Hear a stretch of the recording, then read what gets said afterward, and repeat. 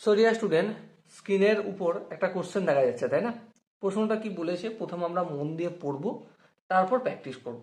বলেছে দেখো, একটি পরীক্ষায় পাস করতে হলে একজন প্রার্থীকে, ক্যান্ডিডেটকে 55% নম্বর পেতে হবে।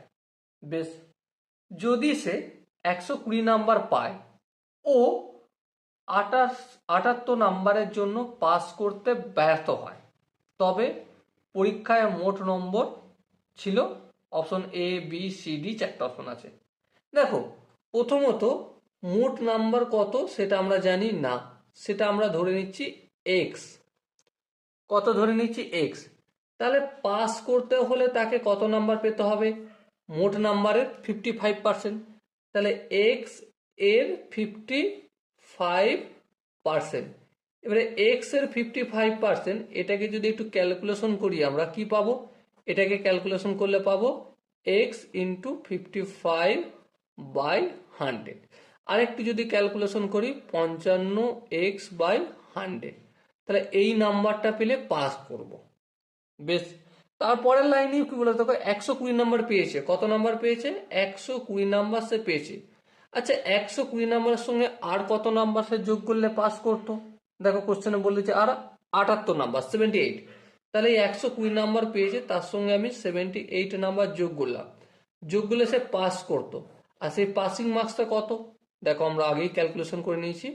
তাহলে 120 প্লাস 78 ইকুয়াল টু 55x/100। ওকে, এবার আরেকটু যদি ক্যালকুলেশন করে আমি এক্স এর ভ্যালুটা এখান থেকে অনায়াসে আরামসে বের করতে পারবো। হ্যাঁ, বের করতে পারবো। 8 শূন্য 8 হবে, 7 আর 2 9 হবে, আর 1 হবে।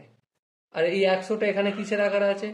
আছে আমাদের ভাগের আকারে। অপোজিট সাইডে গেলে গুণের আকারে হয়ে যেতে পারে। 55টা এক্স এর সঙ্গে গুণ আছে, অপোজিট সাইডে পাঠাচ্ছি আমি ভাগের আকারে করে দিলাম, ইকুয়াল টু এক্সটা পড়ে রইল। এবার দেখো, 5 11 55 আর 5 20 100।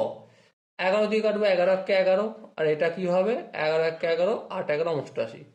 এবারে 18 দুগুণে কত? 360 হয়ে যাবে, তাই তো? 18কে 20 দিয়ে গুণ করলে 360। তাহলে এক্স এর ভ্যালু কত পেলাম? 160 পেলাম। দেখো কোশ্চেনে যে ছিল, আমরা প্রথমেই ধরেছিলাম মোট নাম্বার এক্স, তাহলে মোট নাম্বার কত? 360। এটাই আমাদের জিজ্ঞাসা করেছে।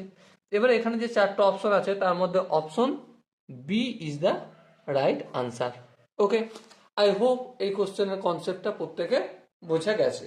যদি কোনো জায়গায় বুঝতে অসুবিধা থাকে, ডাউট থাকে, কনফিউশন থাকে, তার জন্য কি করতে হবে? কমেন্ট সেশনে অবশ্যই জানাতে হবে।